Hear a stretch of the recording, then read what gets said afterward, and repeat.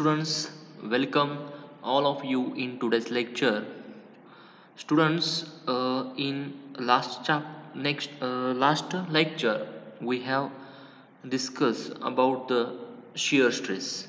Okay, we have solved the one problem on the shear stress of a simple rectangular section. Now today's lecture we are going to solve the problem on the hollow rectangular section.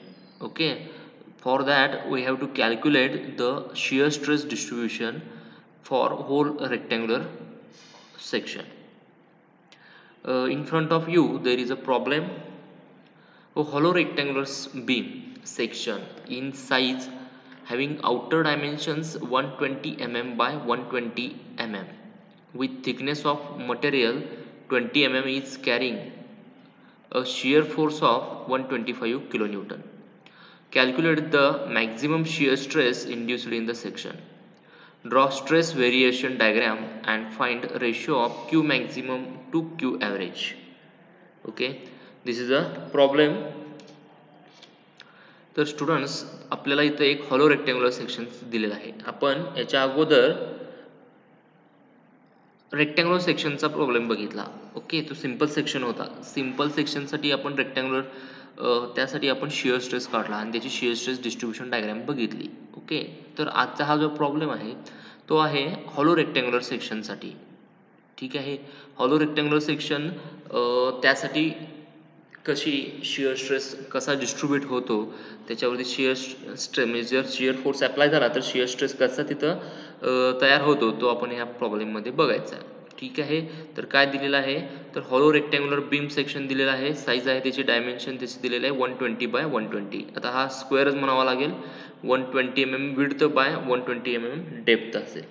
ठीक आहे, आणि त्याची thickness आहे आता म्हणजे हा झाला external dimension त्याचं 120 बाय 120 आणि त्याचं थिकनेस दिलेलं आहे. The thickness of the material is 20 mm. Okay, that is this is a frame. Okay, this become a one frame in internal, that is internal part, that is it is hollow. Okay, this is a also rectangular or square, it is hollow section and this become a frame. This frame having the thickness 20 mm. Okay, this 20 mm, this 20 mm, this frame is a 20 mm thickness. This is a beam section. Okay, this is the section of a one beam. On that beam there is a shear force. Okay, on that is there is a applying the shear force of 25 kilonewton, 125 kilonewton. Then we have to calculate the maximum shear stress induced in a section. Okay, we have to calculate here the maximum shear stress. Okay, then we have to calculate then diagram, that is shear stress distribution or variation diagram, and also we have to find here the ratio of Q maximum, that is maximum shear stress to the average shear stress. This ratio we have to find out here. Okay, तर आपल्याला हे काढायचं आहे. तर पहिल्यांदा आपल्याला area काढून घेऊया. ओके, आपल्याला एरिया कसं काढणार तर total area is equal to आपल्याला कशाचं करायचं आहे, ह्या फ्रेमचा एरिया काढायचा आहे. ओके, नुसता या फ्रेमचा म्हणजे आतला पार्ट जो आहे तो हॉलो आहे. ओके, म्हणून हा जो काय फ्रेम आहे त्याचा, मग यामध्ये आपल्याला काय करायचं तर मोठा रेक्टँगल जो दिला आहे त्या मोठ्या रेक्टँगलच्या एरिया त्याच्यातून हा लहान रेक्टँगल आहे त्या लहान रेक्टँगलचा एरिया काय करायचा मायनस करायचा. ओके, कॅपिटल बी डी मायनस स्मॉल बी डी, कॅपिटल बी 120 कॅपिटल डी 120 मायनस. आता जर हा थिकनेस जर आपण धरला तर ह्याची विड्थ किती होणार आहे, ह्या आतला रेक्टँगल असणार आहे त्याची विड्थ किती होणार आहे, टोटल हे 120 आहे त्यातून हे 20 प्लस हे 20 म्हणजे टोटल 40 मायनस होईल. ह्या 120 मधून टोटल 40 मायनस झालं, आतलं राहिलं 80.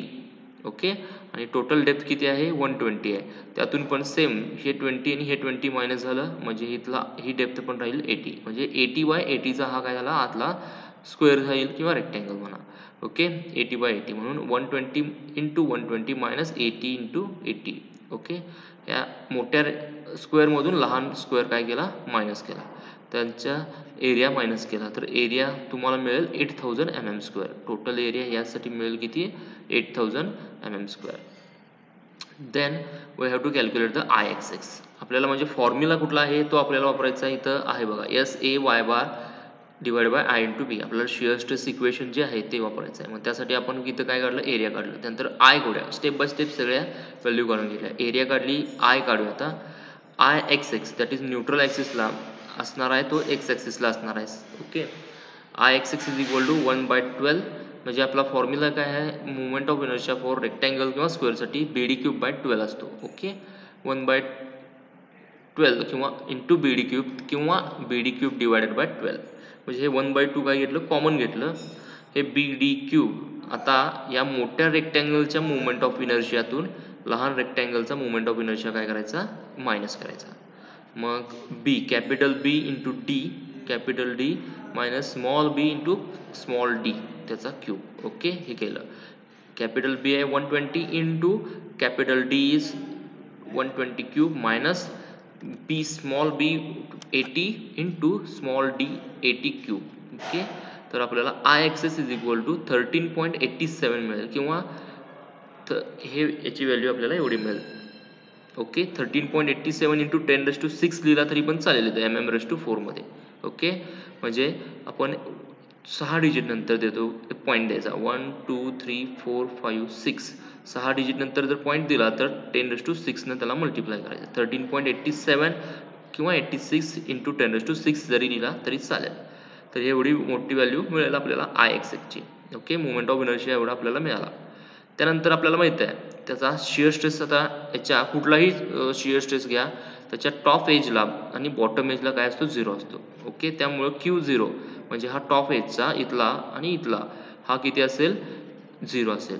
Okay, 0 Nm/mm² at the top and bottom of the fibre section. ठीक आहे. नेक्स्ट Q1 आता काढूया आपण. Q1 म्हणजे आता कुठला असेल तर या ठिकाणची व्हॅल्यू.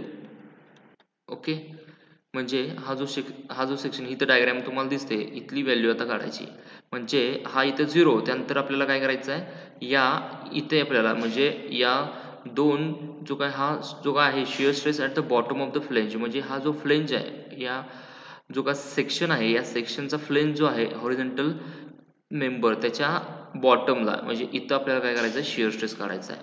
मी तुम्हाला हे शेडेड लाईन दाखवत असेल तर त्याच्या बॉटमला काय करायचा, शिअर स्ट्रेस काढायचा. आता याची त्यावेळी काय विड्थ किती घ्यायची, कन्सिडर करायची. वरची जी आहे 120 mm काय आहे विड्थ आहे ती कन्सिडर करायची.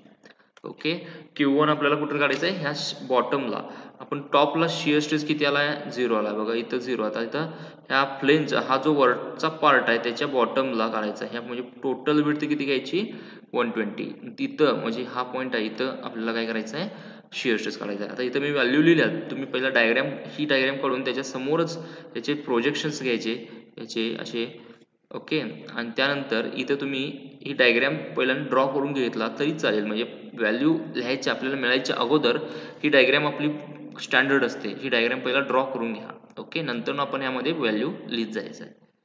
ओके, तर आता ह्याच्या बॉटमला, या फ्लेंजच्या बॉटमला काढूया. त्यावेळी विड्थ असणार आहे 120 mm. ओके, फॉर्म्युला आहे Q is equal to SAY bar divide by I into B.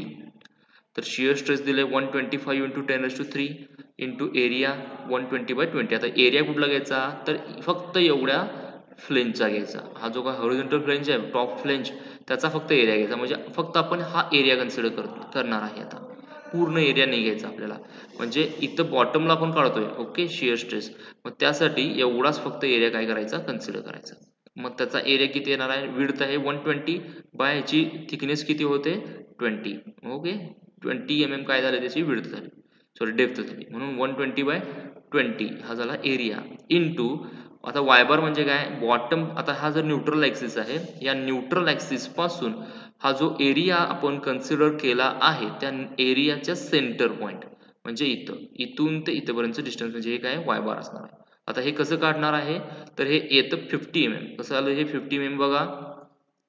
तर आपल्याला टोटल विड्थ किंवा टोटल डेप्थ किती आहे याची, या सेक्शनची, तर 120 आहे. मग आता इथून ते इथपर्यंत डेप्थ किती होणार आहे, 120 डिवाइड बाय 2, म्हणजे याची हाफ होणार आहे. टोटल डेप्थच्या हाफ म्हणजे एवढी होणार आहे, म्हणजे 120 डिवाइड बाय 2. आता पाहिजे आपल्याला इथून ते इथपर्यंत, म्हणून याची डेप्थ किती आहे, फक्त या फ्लेंजची वरच्या पार्टची डेप्थ किती आहे, 20 आहे आणि हे त्याच्या सेंटरला आहे म्हणजे 20 डिवाइड बाय 2 करायचं. म्हणून इथं काय केलं 120 म्हणजे total depth divided by 2 minus हे 20 हे डेप्थ डिवाइडेड बाय 2 म्हणजे 120 divide by 2 minus 20 divide by 2 हे किती आलं तुमचं 50 येतं. ओके म्हणजे हे 60 मायनस 10 किती येतं 50 येतं. ओके हे झालं y bar divided by i ची व्हॅल्यू जी आहे ती वापरली आणि b ची व्हॅल्यू किती आहे विड्थ आहे 120 तर तुम्हाला q मिळेल 9 न्यूटन पर mm स्क्वेअर. ओके हा तुम्हाला कुठं शिअर स्ट्रेस मिळाला तर त्याच्या ह्या फ्लेंज जो आपण कन्सिडर केली त्याच्या बॉटमला विथलं शिअर स्ट्रेस मिळाला 9 एवढा. ओके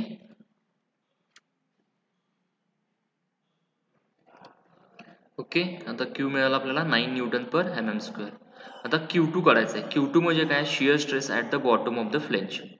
ओके म्हणजे आता आपण शिअर स्ट्रेस आता हा फ्लेंजच्या हा जो काय आहे इथं आपल्याला काय करायचं आहे हा जो पार्ट आहे एवढ्या पार्टचा इथं काय करायचं आहे शिअर स्ट्रेस काढायचा. आता आपण बघितलं टोटल या फ्लेंज जो आहे टोटल ठीक आहे या टोटल फ्लेंजचा बघितला म्हणजे हा वरचा जो काय आहे आता आपल्याला बघायचा आहे या इथला बघायचा आहे. ठीक आहे इथला बघायचा आहे आपल्याला.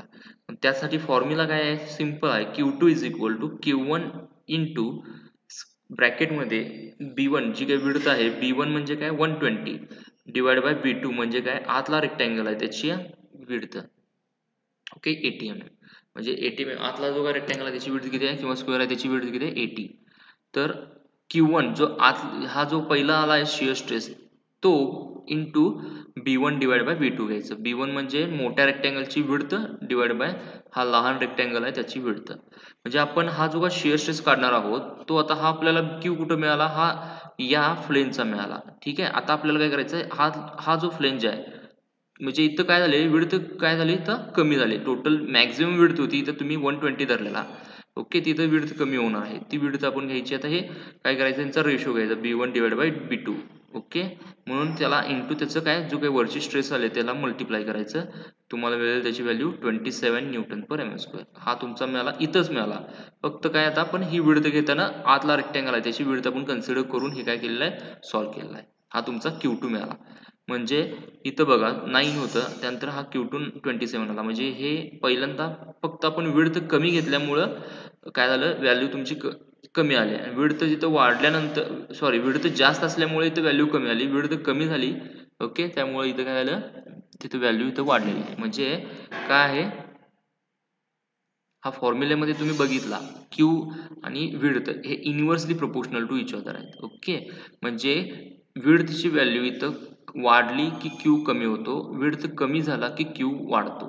ठीक आहे म्हणून आता आपण पहिल्यांदा हा जो फ्लेंज आहे त्याची विड्थ आपण पहिल्यांदा घेतली 120 म्हणजे हा टोटल विड्थ घेतली आणि नंतर आपण काय घेतली विड्थ या रेक्टँगलची घेतली म्हणजे बॉटमलाच आपण घेतो या फ्लेंजच्या फक्त रेक्टँगल हा लहान रेक्टँगलची विड्थ घेतली. ओके 80 mm ओके फक्त आपण हा फॉर्म्युल्यामध्ये आपण टाकू शकतो फक्त हा शॉर्टमध्ये फॉर्म्युला आहे त्यामुळे हा फॉर्म्युला दिलाय तुम्हाला B1 डिवाइड बाय B2 हाच फॉर्म्युला इथं यूज करायचा असतो. फक्त आपण काय केलं बाकीच्या व्हॅल्यू सगळ्या सेम राहणार. ओके हे सगळ्या व्हॅल्यू काय होणार आहेत सेम राहणार फक्त बदलणार आहेत काय इथं हा विड्थ बदलणार आहे. ओके म्हणून हे फॉर्म्युला त्यामध्ये चेंज होतो आणि शॉर्टकटमध्ये हा फॉर्म्युला तुमचा तयार होतो Q1 into B1 divide by B2. ठीक आहे त्याची व्हॅल्यू होते 27 न्यूटन पर mm स्क्वेअर. आता ॲडिशनल Q किंवा आता आपल्याला न्यूट्रल ॲक्सिसला Q काढायचा आहे. या ठिकाणी तुमचा न्यूट्रल ॲक्सिस आहे म्हणजे तुम्ही आता त्याच्या फ्लेंजला त्याच्या बॉटममध्ये काढला इथं आणि इथं काढला तुम्ही तर त्याचा ॲट द न्यूट्रल ॲक्सिस तुम्ही आता काढायचा आहे. ठीक आहे म्हणजे इथं सेंटरला किती येतो शिअर स्ट्रेस हे आपल्याला बघायचं आहे. मग त्याचा फॉर्म्युला आहे Q at the neutral axis is equal to Q2 म्हणजे आपण जो Q2 मगाशी काढला तो प्लस Q ॲडिशनल. आता Q ॲडिशनल म्हणजे कुठला तर हे जे काय वेब आहेत म्हणजे हा व्हर्टिकल पार्ट आहे तर ह्या वेबचा शिअर स्ट्रेस एक वेगळा काढावा लागतो या दोन्ही वेबचे. ओके त्यावेळी ती पण विड्थ काय होणार आहे याची कमी होणार आहे मगाशी इथं 120 त्यानंतर याची विड्थ आतल्या रेक्टँगलची 80 घेतली आता याची विड्थ किती आहे या हा जो वेब आहे व्हर्टिकल पार्ट आहे त्याची वेब किती 20 mm आहे. ओके त्यावेळी इथं विड्थ तुमची 20 mm घ्यायचं आणि सोडवायचं आहे. मग Q ॲडिशनल काढायचं आहे त्यासाठी आता पहिल्यांदा याचा एरिया काढून घेऊया एवढ्या पार्टचा एरिया. आता इथं दोन कन्सिडर दोन आहेत ना बरोबर आहे वेब इथं किती आहेत 1 आणि 2 आहेत त्यामुळे हे 2 घ्यायचं. Area additional is equal to 2 म्हणजे हे 2 असल्यामुळे 2 इंटू 20/40 एवढाच आपण न्यूट्रल ॲक्सिसच्या वरचाच पार्ट फक्त कन्सिडर करायचा. ठीक आहे, पूर्ण वेब कन्सिडर करायचं नाही. एवढाच पार्ट जो का आता तुम्हाला ब्ल्यू याच्यामध्ये दाखवलेला आहे, फक्त एवढा पार्ट काय करायचा आहे, कन्सिडर करायचा आहे. 20/40. ओके, त्याला मल्टिप्लाय बाय 2 का तर 2 आहेत वेब, त्यामुळं 2 into 20/40 is equal to 1600 mm². Okay, हा झाला तुमचा ॲडिशनल एरिया या पार्टचा. Then y is equal to, आता y is equal to means या एरिया हा आपण कन्सिडर करणार आहे त्याचा सेंटर पासूनचं डिस्टन्स, म्हणजे इथं सेंटर येईल, इथून ते इथंपर्यंत टोटल डेप्थ किती यायची आता, तर ह्या वेबची डेप्थ किती होते, ओके 80. ओके, ह्याची वेब किती होणार 80, तर हे 80च्या निम्म हे किती 40, मग हे 40च्या निम्म किती होईल 20 mm. म्हणजे हा जो पार्ट आहे या पार्टची डेप्थ किती होणार आहे 40 आणि त्याच्या हाफ म्हणजे हे 20, 40 डिवाइड बाय 2 म्हणजे 20 होईल, म्हणजे इथून ते न्यूट्रल ॲक्सिस पर्यंतचं डिस्टन्स. ओके, तुमचं काय होणार आहे क्यू, हा इथं त्यांचं सेंटर लाईन येतं. ओके, इथं सेंटर लाईन येईल, तर इथून ते इथंपर्यंतचं डिस्टन्स हा तुमचा वाय येणार इथं. ठीक आहे, हे तुमचं काय येणार आहे वाय, मग हे किती येणार आहे टोटल, हे 40 डिवाइड बाय 2 केलं की हे 20 mm मिळेल तुम्हाला, हा तुमचा वाय काढला. आता क्यू ॲडिशनल करूया आपण, S A Y bar divide by I into B. Q additional म्हणजे फक्त या जो काय वेब पार्ट आहे त्याचा आपण फक्त शिअर स्ट्रेस काढायचा.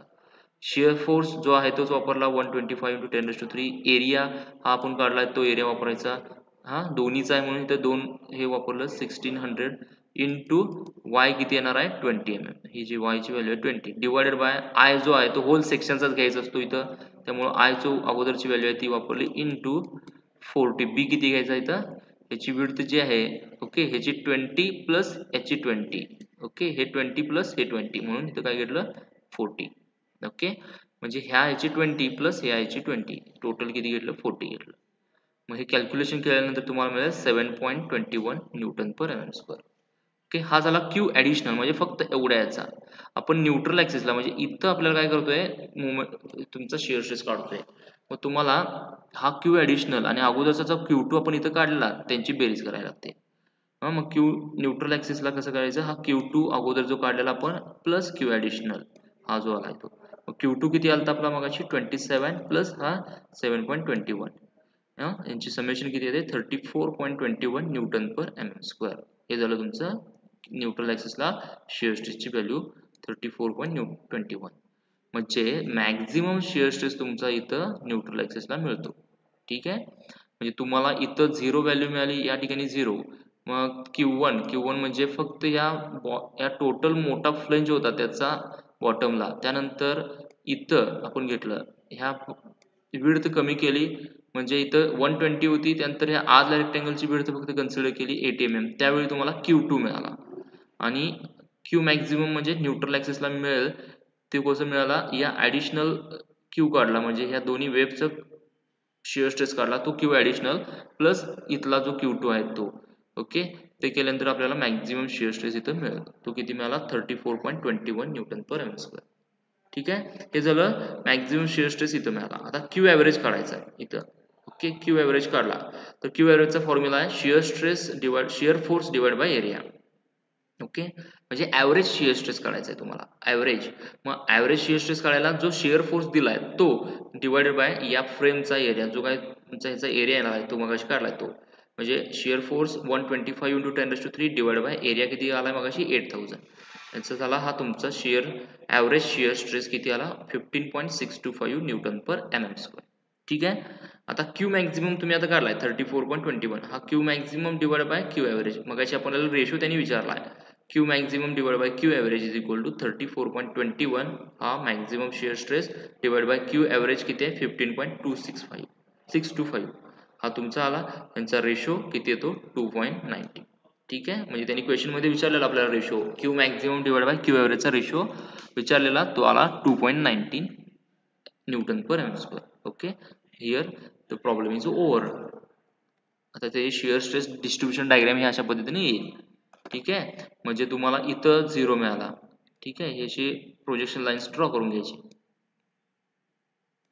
या न्यूट्रल ॲक्सिस, त्याच्या टॉपला आणि बॉटमला काय येतो शिअर स्ट्रेस काय येतो इथं 0 आला, इथं 0 आला. त्यानंतर हा Q9 म्हणजे काय मिळाला आपल्याला, हा Q1 मिळाला.